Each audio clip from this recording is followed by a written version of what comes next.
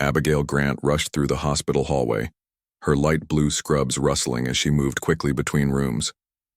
The clock on the wall showed 4:45 a.m., 15 minutes before her shift officially began. But Abigail always came in early. The mere night shift nurses appreciated the help, and she liked to read the charts before meeting her young patients for the day. Memorial Hospital's pediatric ward had been Abigail's home for the past 8 years. At 34, she had worked her way up to head nurse through hard work and genuine care for the children who passed through these doors. The other nurses often said that Abigail had a special touch. She could calm even the most frightened child with her gentle voice and warm smile. "Morning, Abigail," called Eddie, the night nurse who looked like he hadn't slept in days. "Rough night. Lily in room 304 spiked a fever around 2. We got it down, but you'll want to keep a close eye on her." Abigail nodded, making a mental note. Lily was only 4, fighting leukemia with a bravery that broke Abigail's heart. "How's Jake doing after yesterday's surgery?" "Stable. Parents stayed until midnight. The poor kid is in pain, but he's tough," Eddie replied, handing over a clipboard. As Eddie finished his report, Abigail felt the familiar weight of responsibility settle on her shoulders. Today she had 3 critical patients who needed her special attention. Jake, the 8-year-old recovering from open-heart surgery, Lily with her ongoing battle against leukemia, and a newborn in the NICU whose parents lived 3 hours away and could only visit on weekends. "Oh, and the staffing office called. Mary can't make it in today. Something about her kid being sick. That leaves just you and Ben for the whole floor," Eddie added with a sympathetic grimace. Abigail sighed. This would be her 5th double shift this week. Her feet already ached and she had barely begun the day. But she wouldn't complain. The children needed her, and that was that. She was checking Jake's vitals when she remembered the envelope sitting unopened on her kitchen counter. The jury summons had arrived 3 weeks ago, but with the constant staff shortages, she had put it out of her mind. When was she supposed to appear? Today? Tomorrow? Panic rose in her chest as she tried to remember. She had already postponed once, 6 months ago, when they were in the middle of a flu outbreak. The court clerk had been very clear that she wouldn't get another extension. During her brief lunch break, Abigail called the courthouse from the staff room phone. "County Courthouse, how may I direct your call?" a bored voice answered. "Hello, this is Abigail Grant. I have jury duty today, but I'm a nurse and we're severely understaffed. I was wondering if I could postpone." "Name again?" the clerk interrupted. "Abigail Grant." The sound of typing came through the phone. "Ms. Grant, you were already granted one postponement on January 12th. Your appearance today is mandatory. Check-in is at 9:30 a.m. in courtroom B." "But I'm the only senior nurse on a pediatric floor with critical patients," Abigail tried to explain. "I understand, ma'am, but the law requires your appearance.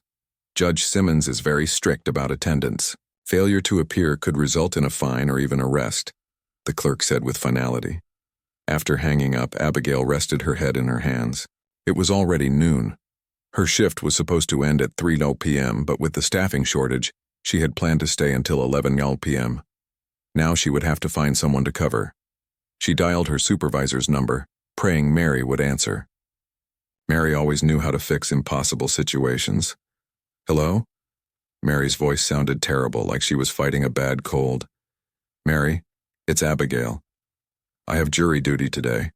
I forgot all about it, and they won't let me postpone again. I need to be at the courthouse by 9:30 tomorrow morning." Mary coughed before answering. "That's really bad timing, Abby. Ben called out for tomorrow, too. His wife is in labor. What about calling in a float nurse from another floor?" Abigail suggested. "I'll try, but you know how it is right now. Every floor is short-staffed." Mary paused. "Look, I'll come in myself if I have to. I should be feeling better by morning. Just make sure you're back as soon as court lets out." Relief washed over Abigail. "Thank you, Mary. You're a lifesaver." "Just doing my job.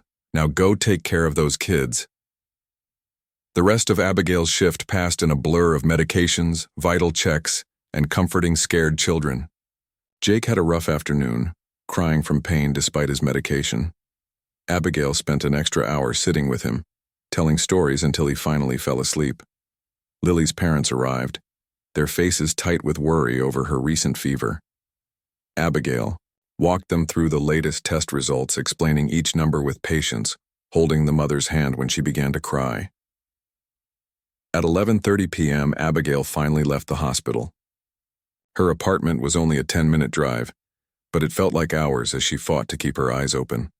Once home, she set 2 alarms to make sure she wouldn't oversleep, then fell into bed without even removing her makeup. The shrill sound of her phone woke her with a start. The clock read 5:15 a.m. "Hello?" she answered, her voice thick with sleep. "Abby, it's Mary." The panic in her supervisor's voice immediately cleared the fog from Abigail's mind. "I've been in an accident. Nothing too serious, but my car is totaled and I'm at Riverside Hospital.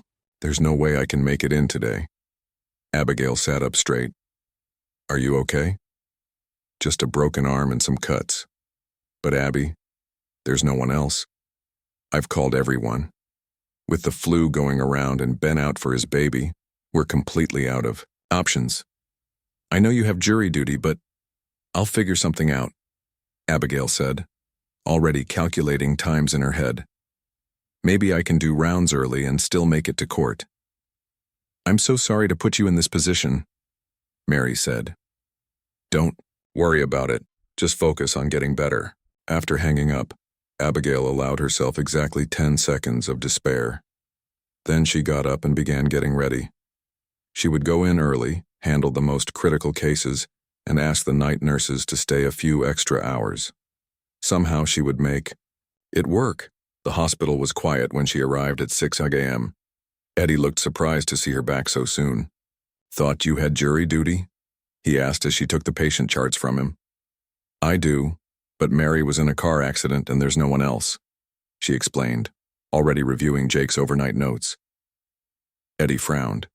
"You can't be in 2 places at once, Abby." "Watch me try," she replied with a tired smile. For the next 3 hours, Abigail worked like a woman possessed.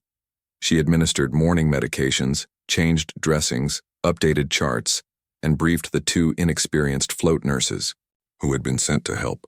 She called the parents of her critical patients, explaining the situation and promising to check in by phone throughout the day. At 9:15 a.m., she realized she had no time to go home and change. The courthouse was a 15-minute drive, and she was already cutting it close. Looking down at her scrubs, she considered her options. They were clean. She had changed into fresh ones that morning, but they were clearly not appropriate courtroom attire. "I don't have a choice," she muttered to herself as she grabbed her purse and car keys. The drive to the courthouse was tense. Traffic moved slowly, and Abigail found herself drumming her fingers nervously on the steering wheel. The clerk's warning about Judge Simmons being strict echoed in her mind.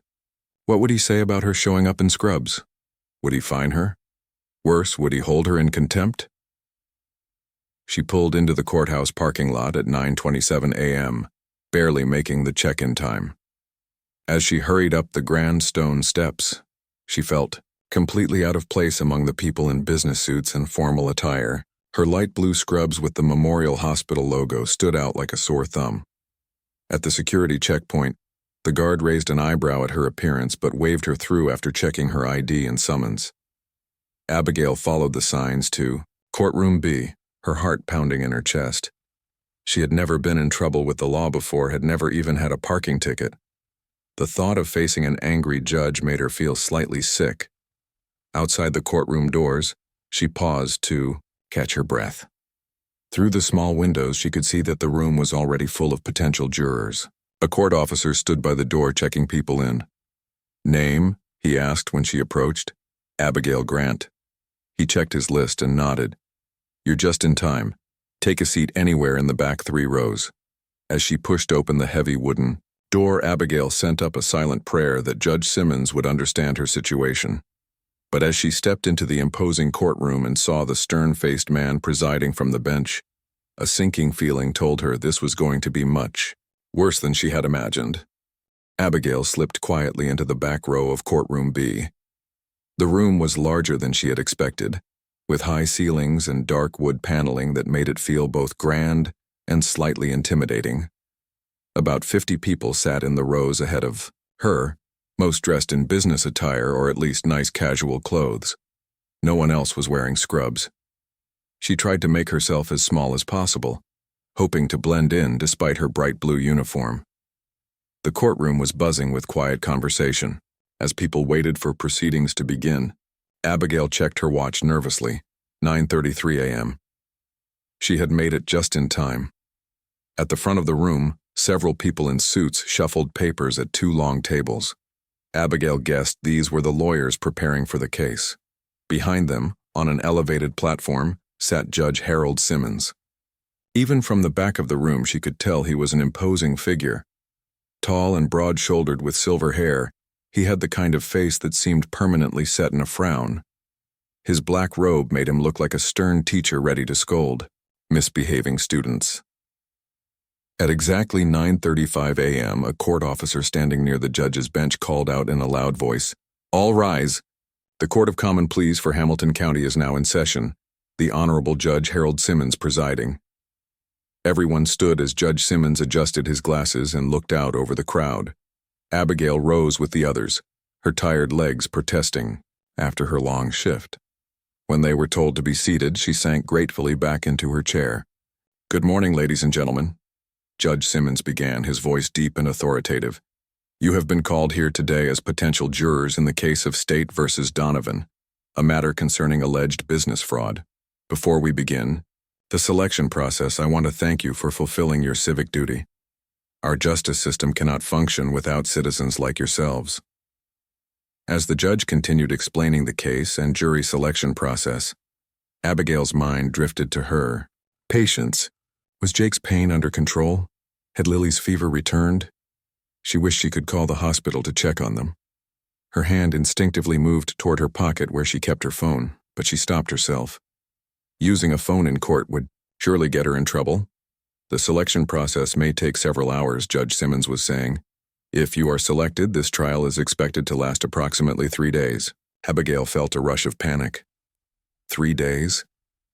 There was no way the hospital could manage without her for that long. Not with Mary injured and Ben out for his baby's birth. She would have to explain her situation and hope for understanding. The court clerk began calling names from a list, instructing those called to come forward and take seats in the jury box for questioning. Abigail held her breath each time, dreading the sound of her name. But after 20 names, hers had not been called. Just as she began to relax slightly, thinking she might avoid being selected altogether, she felt something she had been dreading all morning, her phone vibrating in her pocket. The hospital was calling. It had to be an emergency. The float nurses knew not to disturb her otherwise. Abigail was torn. She couldn't answer the phone in court, but what if one of her patients needed her? What if Jake was having complications? From his surgery or Lily's fever had spiked again? The phone stopped vibrating, then immediately started again. Definitely an emergency. As quietly as possible, Abigail stood and tried to slip toward the exit. She would answer the call in the hallway and return immediately. But in her hurry, she knocked into the man beside her, who let out a surprised "oof" that seemed to echo in the suddenly quiet room. Every head turned in her direction. And then she heard it, the voice that made her freeze in place. "You there in the blue scrubs?" Judge Simmons called out, his tone sharp with disapproval. "Where exactly do you think you're going?" Abigail felt her face grow hot as 50 pairs of eyes fixed on her. "I'm sorry, Your Honor," she said, her voice small in the large room. "I'm a nurse and the hospital is calling. It might be an emergency with one of my patients." The judge's frown deepened. "Court is in session, Ms. Grant, sir." Abigail Grant. "Ms. Grant, court is in session and no one leaves without permission. As for phone calls, all devices should have been silenced before entering this courtroom." His gaze traveled from her face down to her uniform and back again. "And what, may I ask, are you doing wearing hospital scrubs to my courtroom?" The phone in her pocket had stopped vibrating, but Abigail's anxiety only increased. "I came directly from my shift, Your Honor. There was an emergency at the hospital. We're understaffed, and my supervisor had an accident this morning. I didn't have time to change. Judge Simmons removed his glasses and pinched the bridge of his nose as if dealing with her was giving him a headache. Ms. Grant, please approach the bench. Abigail's legs felt like jelly as she made her way to the front of the courtroom. She could feel everyone watching her, could almost hear their thoughts. Some faces showed sympathy, others curiosity, and a few displayed the same disapproval as the judge. When she reached the bench, Judge Simmons leaned forward and spoke in a lowered voice that was still loud enough for the first few rows to hear. Ms. Grant, this is a court of law, not a hospital break room. Your appearance shows a complete lack of respect for these proceedings. I meant no disrespect, Your Honor, Abigail began, but the judge held up his hand, cutting her off. In my 30 years on the bench, he continued, his voice growing louder, I have never seen such a blatant disregard for the dignity of this court. Do you think the rules of proper attire don't apply to you? Abigail felt a knot forming in her throat. She was used to being respected at work, valued for her skills and compassion. Being spoken to like a disobedient child was both humiliating and infuriating, but she kept her voice steady as she replied, No, Your Honor. The rules apply to me as well. I simply had no choice today. There's always a choice, Ms. Grant. You could have called in sick to the hospital. You could have kept a change of clothes in your car. You could have shown this court the same respect you would show to a formal dinner or a funeral. A few people in the gallery made sounds of agreement, and Abigail felt her embarrassment turn to anger. Did this man have any idea what healthcare workers dealt with every day? Did he understand what it meant to be responsible for human lives? You appear to be under the impression that your job makes you special, the judge continued, raising his voice so the entire courtroom could hear.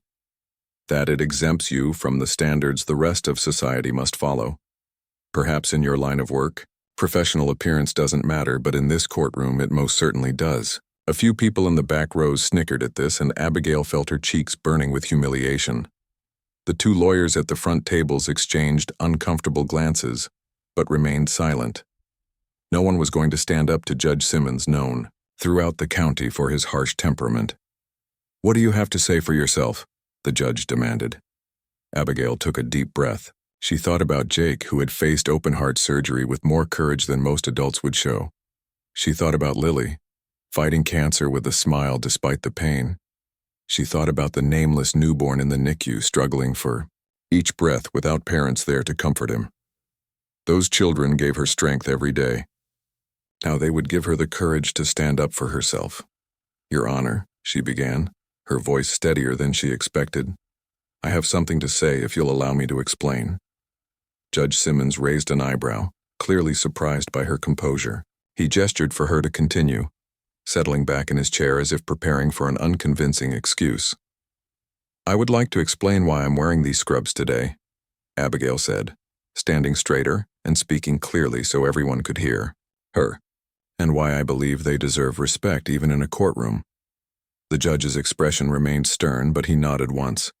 Go ahead, Ms. Grant. The court is listening.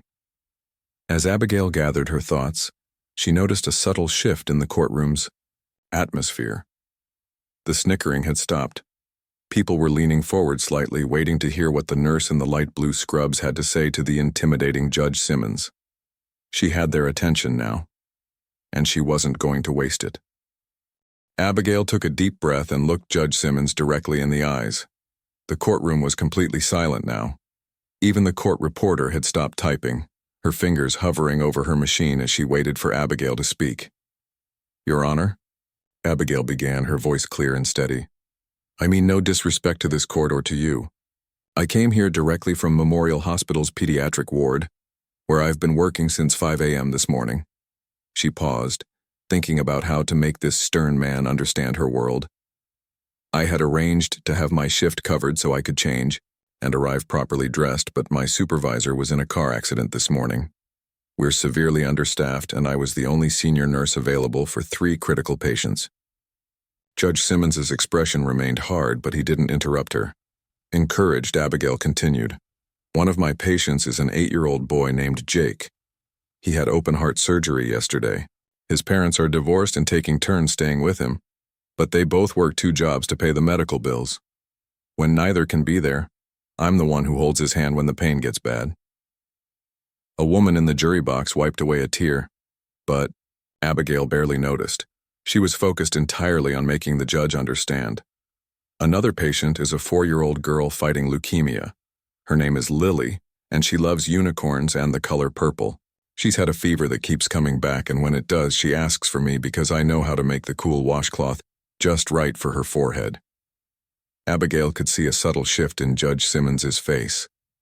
A softening around the eyes that wasn't there before. She pressed on. My third critical patient is a newborn in the NICU whose parents live 3 hours away. They can only visit on weekends. That baby doesn't even have a name yet, but he knows my voice. When I speak to him, his oxygen levels improve. That's what the monitors show. She gestured to her scrubs. I had to choose between missing jury duty entirely or coming as I am. I chose to fulfill my civic duty, even if it meant coming in my work clothes. Abigail straightened her shoulders. Her fatigue seemed to fall away as she spoke from her heart.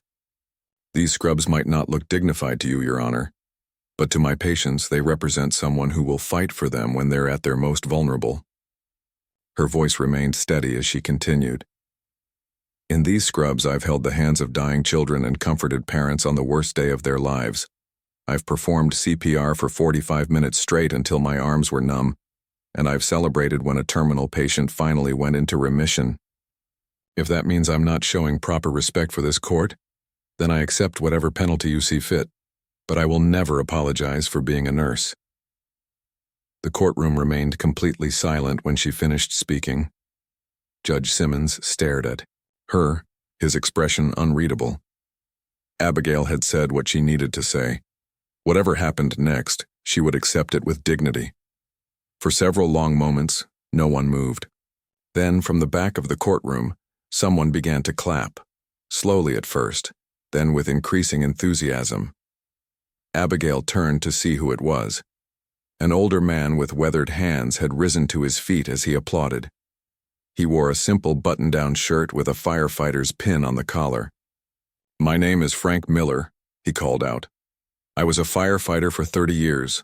I know what it means to come straight from a shift when lives depend on you. This woman deserves our respect, not our criticism. Next to Frank, a middle-aged woman in a floral dress stood up as well. I'm Diane Wilson, an elementary school teacher. We shape lives too, and I admire your dedication, Nurse Grant. One by one, people throughout the courtroom rose to their feet, their applause filling the space with a thunderous sound of support. A young man in a suit called out, My sister is a nurse. They're heroes every day. An elderly woman with a cane struggled to her feet, tears in her eyes. Nurses like you took care of my husband in his final days. God bless you, dear. Even the court officer, a stern-faced man who had stood motionless by the door throughout the proceedings, was nodding in approval, though he remained at his post. The only people not standing were the judge himself and the court reporter, who looked to Judge Simmons for guidance on whether she should be recording this unusual turn of events. Nancy Bell, the prosecutor, was on her feet, clapping with genuine admiration on her face. Peter Klein, the defense attorney, not only stood but gave Abigail a respectful bow. Abigail was overwhelmed. She had expected a fine, perhaps even a contempt charge. She had never imagined this outpouring of support from complete strangers. Tears welled in her eyes, but she blinked them back. This wasn't about her. It was about all the nurses, doctors, and healthcare workers who gave everything they had every single day. The applause continued for nearly a full minute before Judge Simmons raised his hand for silence. Slowly, the courtroom quieted and people returned to their seats, many still nodding in approval at Abigail. Judge Simmons cleared his throat. The stern mask he usually wore had slipped, revealing something that looked almost like embarrassment beneath. Ms. Grant, he said, using her name for the first time, the court acknowledges your explanation. He paused, seeming to struggle with his next words. I believe I owe you an apology. A murmur of surprise rippled through the courtroom. Judge Harold Simmons was not known for apologizing to anyone. My own mother was a nurse for 40 years, he continued, his voice softer than before. She worked in the emergency room at County General until she was 70. She would be deeply disappointed in me right now for failing to recognize the dedication that uniform represents. He removed his glasses and rubbed the bridge of his nose. When he looked up again, his eyes had a warmth that transformed his entire face. Your dedication to your patients is commendable, and this court is honored by your presence regardless of what you're wearing. In an unprecedented move, Judge Simmons stepped down from the bench and walked around to where Abigail stood. He extended his hand to her. Thank you for your service, both here and at the hospital. Abigail shook his hand, too stunned to speak. The judge turned to address the entire room. I believe we've all learned something important today about not judging others before understanding their circumstances. Now, let's proceed with jury selection in a manner worthy of the justice we seek to uphold. As Abigail returned to her seat, people reached out to touch her arm or whisper words of thanks. The young man who had mentioned his sister handed her a business card. My sister works at Memorial too, he whispered. Call her if you need backup, she'd be honored to help. Abigail slipped the card into her pocket with a grateful smile. She was still worried about her patients, still exhausted from her long shift, but something had changed. She felt seen and valued in a way she hadn't expected when she walked into this courtroom. When the court took its mid-morning recess, Abigail stepped into the hallway to check her phone. There were 3 missed calls from the hospital. She quickly returned the call, her heart racing with worry. Pediatric ward, this is Ben, answered a familiar voice. Ben? I thought you were out for your baby's birth, Abigail said in surprise. I was, but then I heard about Mary's accident and you being stuck in jury duty. My mother-in-law came to help with the baby so I could come in. We're managing, Abby. How's court going? Abigail leaned against the wall, relief washing over her. It's not what I expected. I'll tell you all about it later. How are the kids? Jake had some pain earlier, that's why we called. But he's settled now. Lily's fever is gone and the baby in the NICU is having a good day. Take your time. We've got this covered. Thank you, Ben. That means more than you know. As Abigail ended the call, she noticed Judge Simmons standing nearby, waiting to speak with her. The stern mask was gone completely now, replaced by genuine concern. Ms. Grant, I couldn't help overhearing. If you need to return to the hospital, I can excuse you from jury duty today. We can reschedule for a time that works better with your rotation. Abigail was touched by his offer. Thank you, Your Honor, but my colleague Ben has come in to help. I can stay for the selection process. The judge nodded. Very well. But please let me know if the situation changes. He turned to go, then paused. My mother always said that nursing wasn't just a profession, it was a calling. I see now that she was right. As they walked back into the courtroom together, Abigail reflected on the unexpected turn this day had taken. She had come here dreading jury duty, seeing it as just another obligation in her already overwhelming life. Instead, it had become a moment of connection and understanding that she would never forget. When the jury selection process resumed, Abigail found herself watching Judge Simmons with new eyes. The intimidating figure who had humiliated her earlier was gone. In his place was a more human judge who asked thoughtful questions and listened carefully to each potential juror's answers. Occasionally, he would glance in Abigail's direction with a slight nod, as if to reassure her that all was well. To Abigail's surprise, her name was called as part of the second group of potential jurors. As she made her way to the jury box, she noticed several people smiling at her encouragingly. The atmosphere in the courtroom had changed completely. What had begun as a formal, tense environment now felt almost friendly. Once seated in the jury box, Abigail faced questioning from both attorneys. Nancy Bell, the prosecutor, approached her first. Ms. Grant, given your demanding job at the hospital, do you feel you would be able to devote your full attention to this case if selected as a juror? Before Abigail could answer, Judge Simmons cleared his throat. Perhaps, Ms. Bell, we should first address the elephant in the room. Nurse Grant may have obligations at the hospital that make serving on a 3-day trial difficult. Nurse Grant, would serving on this jury create a hardship for you or your patients? Abigail appreciated his directness. It would be challenging, Your Honor. We're already short-staffed and my patients need consistency in their care. but I understand the importance of jury duty as well. The judge nodded thoughtfully. In light of the current healthcare staffing crisis and your specific responsibilities, I believe the court would be better served by excusing you from this particular case. He looked at both attorneys. Unless there are objections? Both Nancy Bell and Peter Klein shook their heads. No objections, Your Honor, they said almost in unison. Very well, Ms. Grant, you are excused from jury duty for this trial. However, he added with a small smile, the court would appreciate if you would consider serving when the hospital is better staffed, perhaps in 3 months' time. Would that be acceptable? Relief washed over Abigail. Yes, Your Honor. Thank you for understanding. As she rose to leave the jury box, Frank Miller, the retired firefighter who had started the standing ovation earlier, called out, "Take care of those kids. Nurse Grant!" Several people murmured in agreement, and Abigail felt a warmth spread through her chest. These strangers had become unexpected allies in the span of a morning. Judge Simmons tapped his gavel lightly. While I appreciate the sentiment, Mr. Miller, let's maintain proper courtroom decorum. But there was no real sternness in his voice, and his eyes held a hint of amusement. As Abigail gathered her things to leave, a court officer approached her with a note. The judge asked me to give you this, he said quietly. Abigail unfolded the paper to find a phone number and a brief message. If you or the hospital ever need assistance navigating the legal system for your patients, please call my chambers. Directly. Judge H. Simmons. She tucked the note carefully into her pocket, touched by this unexpected gesture of support.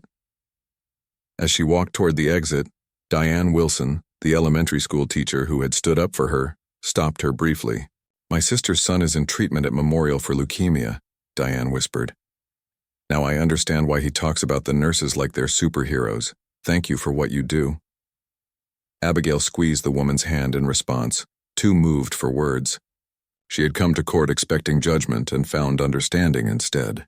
It was a powerful reminder that people could surprise you if given the chance. Outside the courthouse, the bright midday sun felt like a blessing on her tired face. Abigail checked her phone one more time before heading to her car. A text from Ben confirmed that everything at the hospital was under control, but they would be happy to have her back whenever she could make it. As she drove back to Memorial Hospital, Abigail replayed the morning's events in her mind. The humiliation she had felt when Judge Simmons first called her out, the courage that had risen within her when she spoke about her patients, the unexpected support from the courtroom, and finally, the judge's transformation from harsh critic to respectful ally. It was strange how quickly things could change. One moment she was being ridiculed for her appearance. The next she was receiving a standing ovation for the very uniform that had been deemed inappropriate. When Abigail arrived at the hospital, she was surprised to find Frank Miller, the retired firefighter from the courtroom, sitting in the waiting area of the pediatric floor. He stood when he saw her. Nurse Grant, he said with a warm smile. I hope you don't mind that I followed you here. I wanted to drop something off. From a large bag beside him, he pulled out several packages wrapped in colorful paper. These are for your patients, the ones you told us about. I called my daughter on the way over, and she helped me pick out some things. There's a dinosaur book for Jake, a unicorn plush for Lily, and a special blanket for the baby in the NICU. Abigail was speechless. This man, a complete stranger just hours ago, had gone out of his way to bring comfort to children he had never met. That's incredibly kind of you, Mr. Miller, she finally managed to say. But how did you know which floor to come to? Frank chuckled. I spent 40 years as a first responder. I know how to find my way around a hospital. And please, call me Frank. Before Abigail could respond, the elevator doors opened, and Diane Wilson stepped out, carrying a large basket filled with snacks, drinks, and self-care items. Oh good, I caught you, Diane said, slightly out of breath. This is for the nurses' station. My sister always says the hardest part of having a child in the hospital is watching how hard the nurses work without enough support. I thought you and your colleagues could use some fuel. Abigail accepted the basket, overwhelmed by this unexpected kindness. Thank you. This will mean so much to everyone, As if on cue, two more people from the courtroom appeared, a young couple who introduced themselves as Eric and Lisa Palmer. "We were in the back row this morning," Lisa explained. "My husband and I are both teachers, and we know what it's like to care deeply about your work. We'd like to volunteer to read to the children on this floor whenever you need extra hands." Abigail led them all to the nurses' station, where Ben was updating charts. His eyes widened at the small procession following her.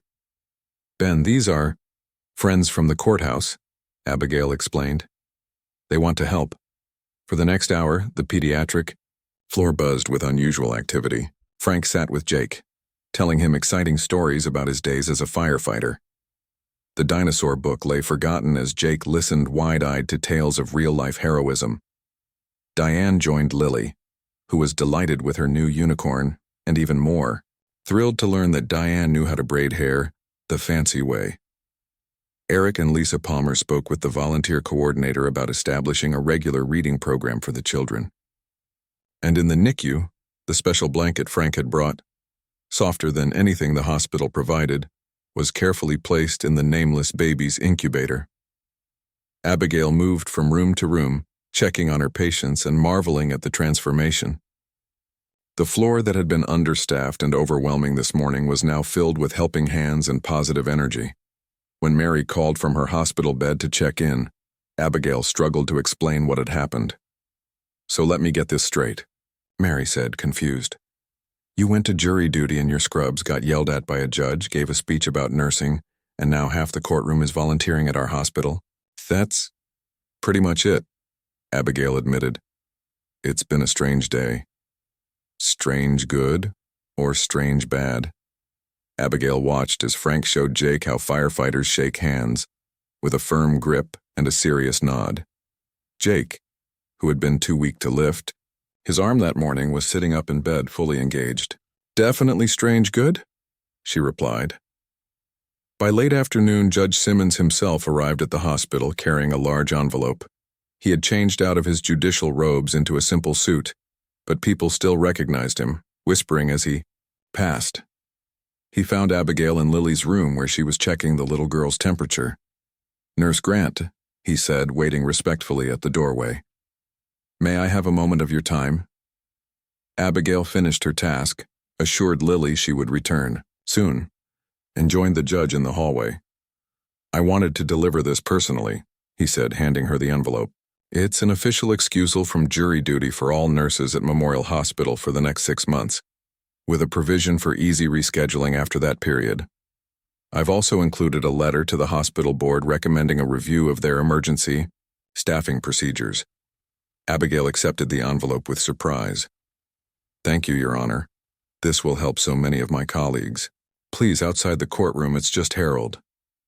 He hesitated, then added, "I also came to see if there was anything else I could do. It seems I'm not the only one who was moved by your words this morning." Abigail thought for a moment. "Actually, there is something. The baby I mentioned, the one in the NICU whose parents can only visit on weekends. We've been trying to arrange transportation assistance for them, but it's been caught in red tape."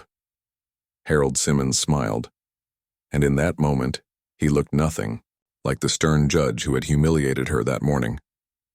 "Red tape is something I know how to cut through. Consider it done."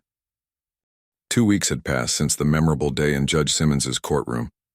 Abigail arrived at Memorial Hospital for her morning shift, no longer exhausted and overwhelmed. Things had changed dramatically in 14 short days. She greeted the security guard at the entrance with a smile. "Good morning, Carl. How's your wife feeling?" "Much better, Nurse Grant.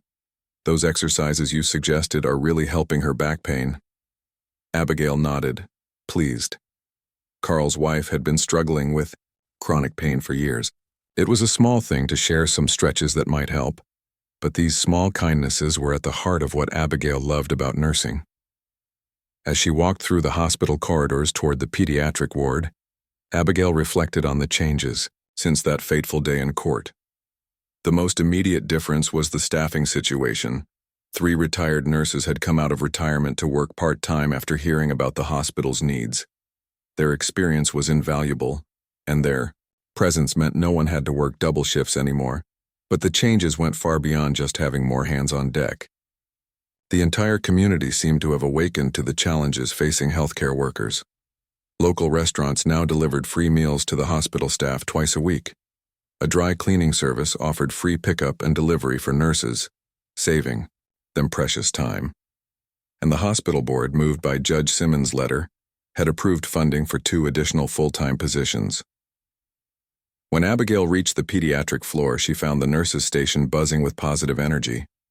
Ben was there, showing pictures of his new baby to Mary, who had returned to work with her arm still in a cast but her spirit fully recovered. "Morning, Abby," Mary called out. "You're just in time for good news. Jake is going home today." Abigail's face lit up. Jake, the 8-year-old who had undergone open-heart surgery, had made a remarkable recovery. His room had become a favorite stop for Frank Miller, who visited 3 times a week to share firefighter stories. The friendship between the retired firefighter and the young boy had helped Jake's recovery in ways medicine alone could not. "That's wonderful. His parents must be thrilled," Abigail said as she put away her things. Ben nodded. "They're coming. At noon. And you won't believe this, his dad got a new job with better insurance thanks to Judge Simmons. Apparently the judge has a brother who owns a construction company that was hiring." Abigail shook her head in amazement. The ripple effects of that day in court continued to spread in unexpected ways. Her first stop was Lily's room. The 4-year-old girl was sitting up in bed, her unicorn plush tucked under one arm while she colored with her free hand. Her bald head was covered with a beautiful knitted cap, one of many donated by a group of elderly women who had read about Lily in the local newspaper. "Good morning, Lily Flower," Abigail said cheerfully. "How are we feeling today?" Lily looked up with a bright smile that could light up the darkest day. "My numbers are better. Dr. Pete said so. And look, I'm making a picture for Mr. Frank." She held up her drawing, a colorful scene featuring what appeared to be a firefighter rescuing a cat from a tree. Frank had mentioned doing exactly that during one of his visits, and Lily had been fascinated by the story. "It's beautiful," Abigail said sincerely. "Mr. Frank will love it." Lily's leukemia was responding well to treatment, her latest lab results showing promising improvement. The consistent care and the emotional support from all the volunteers had given her little body the best possible environment for healing. After checking Lily's vitals and giving her morning medication, Abigail made her way to the NICU. There, the biggest miracle of all awaited her. The nameless baby boy was no longer nameless. His parents, able to visit daily thanks to the transportation program Judge Simmons had arranged, had named him Gabriel, God's strength. And he was living up to his name, growing stronger each day. Gabriel's mother, Emma, was already there, sitting in a rocking chair with her son cradled against her chest. The special blanket Frank had brought was wrapped snugly around the baby. "Nurse Abigail," Emma greeted her with tired but happy eyes. "He gained another ounce yesterday." "That's fantastic," Abigail said, genuinely pleased.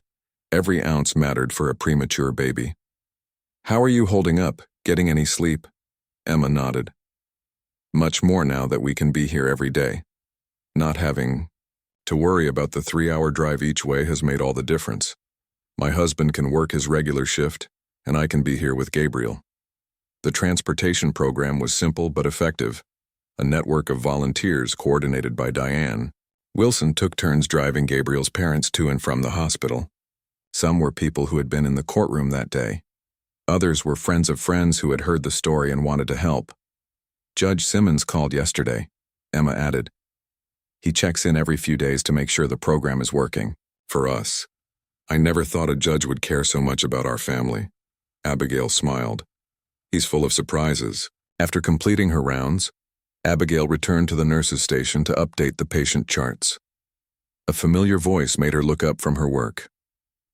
"Excuse me, Nurse Grant. Do these belong here?" Judge Harold Simmons stood there, holding a box of fresh donuts. Behind him was a tall, elegant woman with silver hair and the same direct gaze as the judge. "Mother insisted on meeting you," Harold explained with a slight smile. "And she never takes no for an answer." The woman stepped forward, extending her hand. "Helen Simmons." 40 years in emergency nursing at County General. My son tells me you put him in his place. Good for you. Abigail shook her hand, feeling the strong grip of someone who had spent decades caring for others. It's an honor to meet you, Mrs. Simmons. Helen, please. And the honor is mine. Not many people stand up to Harold when he's in full judicial mode. He needed that reminder of what really matters. Judge Simmons looked slightly embarrassed but didn't disagree. Mother has been volunteering with the hospital board since her retirement. When I told her about our encounter and the staffing issues here, she decided to take matters into her own hands. Helen nodded firmly. We're implementing a new support program for nurses across all departments. Better scheduling, mental health, resources, childcare assistance, the things I wished for during my career. As they spoke, the elevator doors opened, and a group of people emerged. Frank Miller, Diane Wilson, and several others from the courtroom that day. They had formed an unofficial support committee for the pediatric floor, bringing not just gifts and time, but also their professional skills. Frank saw them and walked over. Judge, good to see you again. Mrs. Simmons, those policy recommendations you sent over are excellent. My fire department buddies are on board to help with the safety training for families. Diane joined them, carrying a large calendar. We've got the reading program scheduled through December, and 3 more schools want to participate. Oh, and Abigail, the craft supplies you requested for the children's therapy sessions were donated by the art store downtown. Abigail looked around at these people who had been strangers just 2 weeks ago. Now, they were a community, united by a moment of truth in a courtroom and a shared desire to support those who needed help. Later that afternoon, Abigail took a rare break in the small garden outside the hospital. The spring air was fresh, carrying the scent of newly bloomed flowers. She closed her eyes, soaking in the peaceful moment. Mind if I join you? Mary asked, carefully sitting down with her cast. Please do, Abigail replied, making room on the bench. They sat in comfortable silence for a moment before Mary spoke. You know, when I had that car accident, I thought it was the worst timing possible. But now I wonder if it wasn't meant to happen exactly that way. Abigail raised an eyebrow. You think it was fate that sent me to court in my scrubs? Mary smiled. I think sometimes it takes being in the wrong place at the wrong time to end up exactly where you need to be. If you hadn't gone to court in your scrubs, if the judge hadn't called you out, none of this would have happened. Abigail considered this. The humiliation she had felt standing before Judge Simmons had been real. But so was everything that came after. The standing ovation, the connection with the community, the improvements at the hospital, and the help for her patients. Jake is going home today, Abigail said softly. Lily's numbers are improving. Gabriel has his parents with him every day. And none of us have worked a double shift in 2 weeks. Mary nodded. All because you stood up and spoke your truth. As if on cue, Abigail's phone buzzed with a message. It was from Judge Simmons. County Commission approved funding for hospital. Staff support program. Mother says it's a start. Abigail smiled as she showed the message to Mary.